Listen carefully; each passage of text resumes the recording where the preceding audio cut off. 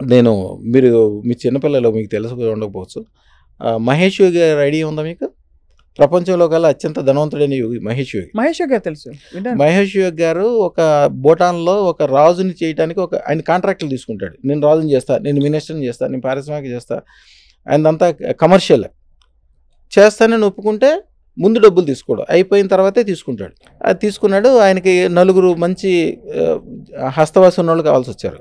అప్పుడు ఇంగ్లీష్ పేపర్‌లో అన్ని పేపర్‌లో వచ్చింది. తెలుగు పేపర్‌లో, ఈనాడు పేపర్‌లో కూడా ఏశాడు. ₹4,00,000 ఇస్తాము. 4 నెలల పని ఉంటది. మీరందరూ అప్లై చేసుకోమంటే 4,00,000 మంది పైన అప్లై చేశారు. దాంట్లో నేనొకడిని అప్లై చేశాను. నన్నొకడిని తీసుకున్నాడు. వేరే వేరే రాష్ట్రాల్లో ఒక నలుగురిని తీసుకున్నాడు.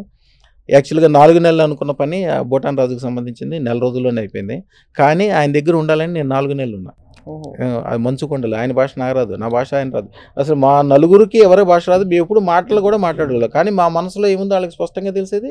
వాళ్ళ మనసులో ఏముందో గురువు గారి శక్తి అనమాట. 'మహేష్ యోగి' శక్తి అది. అంతే కదా! ఆయన శక్తితోటి ఆయన మంత్రం కూడా నోటితో ఏం చెప్పాడు. ఆయన మనసుతో చెప్తే మన మనసులోకి వచ్చేయాలి అంతే. మన అక్షయ సిద్ధి పొందిన మనది కాబట్టి ఆయన ఆ విధంగా తీసుకుని ఆయన అంటాడు, ఈ 4 నెలలు అవ్వాల్సిన పని ఆయనకి కూడా అంత నమ్మకం లేదు. అది కొద్దిగా క్రిటికల్ ఉన్నది. ఒక నెల రోజులు అయిపోయింది అంటే నీ శక్తి అని చెప్పాడు.